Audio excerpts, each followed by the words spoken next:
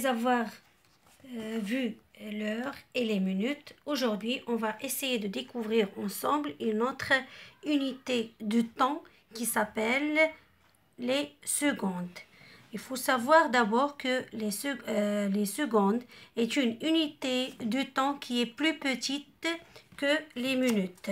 On a dit la dernière fois que pendant une heure égale 60 minutes. Alors, aujourd'hui, on va voir que dans une minute égale 60 secondes. On désigne par S, 60 secondes. Pour avoir une seule minute, on a besoin de 60 secondes. On va essayer de voir ici. Le premier exercice, c'est j'observe. Ma montre a 3 aiguilles. L'aiguille des heures, c'est l'aiguille qui est rouge. L'aiguille des minutes qui est bleue. Donc, on a dit la dernière fois que la petite aiguille indique l'heure et la grande aiguille qui est bleue indique les minutes. Et l'aiguille des secondes. Et l'aiguille qui est violette représente les secondes. Il s'appelle aussi trotteuse. Alors, regardez. Ici, on peut dire que c'est midi et 45 minutes.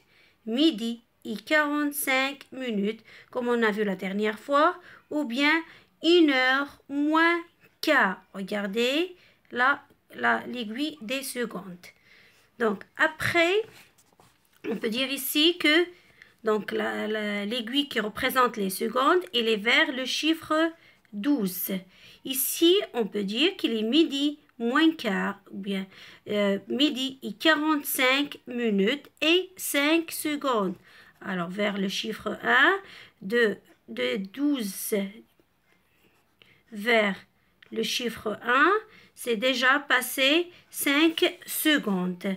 Alors, troisième horloge, alors c'est midi, 45 minutes et 30 secondes. Le quatrième horloge, c'est midi, 45 minutes et 40 secondes. Alors, pour avoir une minute, on a besoin de 60 secondes. C'est très bien. Sur une horloge numérique, voici comment s'affichent les heures, les minutes et les secondes. Donc, c'est midi, on va écrire c'est midi, 45 minutes et 40 secondes. On va voir ici le chiffre 8 multiplié par, on va voir où est l'aiguille qui est violette, elle est vers le chiffre 8. 8 fois 5, c'est 40, donc on va dire que c'est 40 secondes.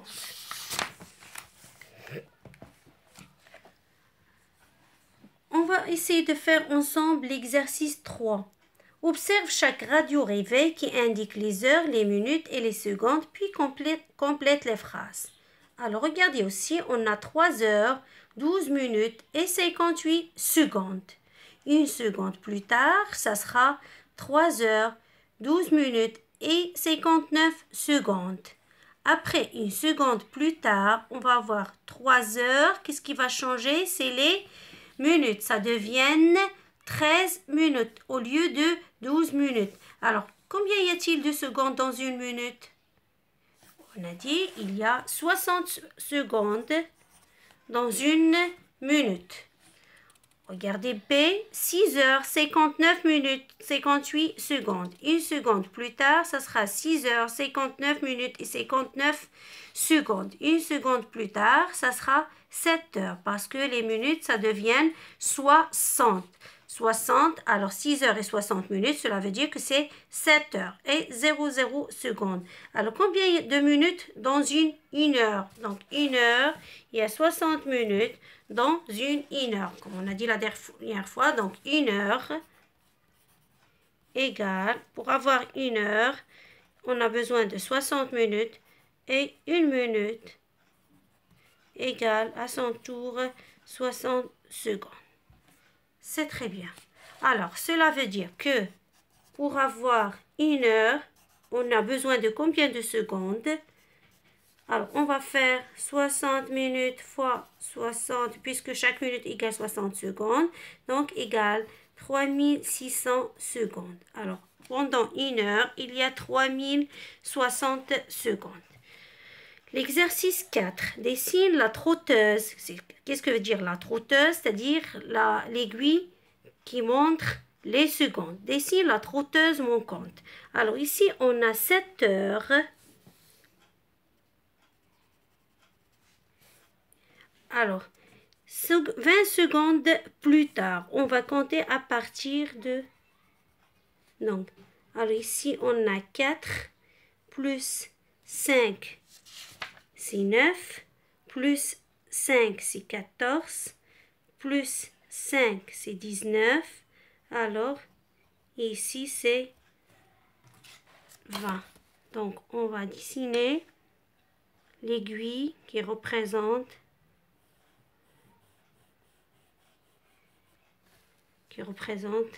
les secondes. C'est très bien. Alors, l'exercice B. On a 4 heures et 30 minutes. Après 40 secondes plus tard, là, l'aiguille des secondes, ça sera ici. Alors, on va compter 40 secondes avant. Donc, on va compter ici, c'est 3. On va laisser les 3 près. Donc, 5, 10, 15, 20, 25, 30, 35. Alors, plus les 3, c'est 35, plus 2, ce sera 37.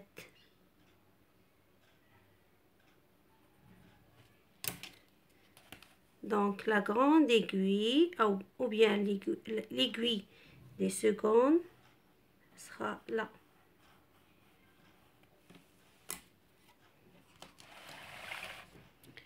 On passe à la séance 138.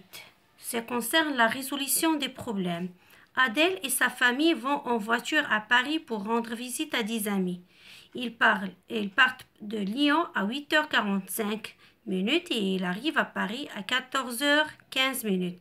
Quelle est la durée de leur voyage? Alors, pour qu'on puisse résoudre ce problème, c'est mieux de tracer comme on appelle l'axe du temps. C'est l'axe du temps. Là, on va mettre l'heure de départ et ici, c'est l'heure d'arrivée. L'heure de départ, c'est 8h45 minutes et l'arrivée, c'est à 14h15 minutes. Alors, si on fait de 8h45 minutes à 13h45 minutes, ça sera 5 heures. De 13h45 minutes à 14h15, c'est 30 minutes. Alors, si on additionne 5 heures plus 30 minutes, ça va donner 5 heures 30 minutes. Donc, la durée de leur voyage, on va dire que c'est 5 heures et 30 minutes. Pour la deuxième méthode, on va calculer de 8h45 minutes à 9h. Combien y a-t-il de minutes? Il y a 15 minutes. Pour arriver à 9h, on a besoin de 15 minutes. Parce que 15 minutes plus 45 minutes, c'est 60 minutes. Et dès qu'on a 60 minutes, c'est-à-dire 1 heure. 1 heure plus 8 heures, ça sera 9 heures. Donc, c'est 15 minutes. Après, de 9h à 14h, c'est 5 heures. Et de 14h à 14h15, c'est 15 minutes. Donc, c'est 15 minutes plus 5 heures, plus 15 minutes, ce qui va nous donner 5 heures et 30 minutes. Donc, la durée de voyage est de 5 heures et 30 minutes. On peut utiliser la première méthode ou bien la deuxième méthode. Vous pouvez utiliser la méthode que vous voyez la plus facile. Alors, le premier exercice de la page 110. La classe de CE2 a quitté l'école à 9h10 pour se rendre au musée. Il est de retour à l'école à 11h30 ou bien 11h30. Quelle a été la durée de cette sortie? Alors, ils ont déjà tracé l'axe de temps. Alors, ici, c'est de 9h. Le départ, c'était à 9h10 et le retour à 11h30. De 9h10 à 11h10, c'est combien? C'est 2 heures. Et de 11h10 à 11h30, c'est 20 minutes. Donc, c'est 2 heures et 20 minutes. La deuxième méthode, de 9h10 à 10h, alors pour avoir 10 heures, on a besoin de 60 minutes. Alors, 60 minutes, on a déjà ici 10 minutes. Donc, il manque 50 minutes. De 10h à 11h, il y a 1 heure. Et de 11h à 11h30, il y a 30 minutes. Donc, ce qu'on va faire, c'est 1 heure plus 50 minutes plus 30 minutes. Donc, égale 1 heure et 80 minutes. Alors, on voit ici que les minutes dépassent 60. Et nous, on sait qu'on a dès qu'on a 60 minutes, c'est 1 heure. Donc, 80 minutes, c'est 60 minutes plus 20 minutes. Donc, 60 minutes, c'est 1 heure. Donc, ce qui va nous donner 1 heure plus 1 heure, c'est 2 heures. Et il va rester 20 minutes. Donc, on a eu la même réponse, soit par la première méthode, soit par la deuxième méthode. L'exercice 2. Adèle et Alice entrent dans la bibliothèque à 9h48 minutes pour préparer un exposé. Ils en sortent à 13h05 minutes. Combien de temps ont-elles travaillé sur leur exposé? La première méthode, regardez, c'est toujours pour résoudre comme ce genre de problème, on va utiliser l'axe de temps parce qu'on sait trois, on ne sait pas encore faire l'addition et la soustraction des durées. Alors, c'est mieux d'utiliser l'axe de temps. Alors, de 9h48 à 12h48, ça déjà 3 heures. Et de 12h40 minutes à 13h05 minutes, c'est 17 minutes.